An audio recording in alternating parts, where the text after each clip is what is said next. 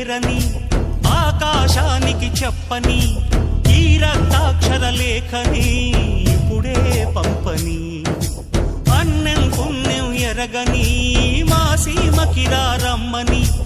ఆహ్వానం అందించని మెరిసే చూపుని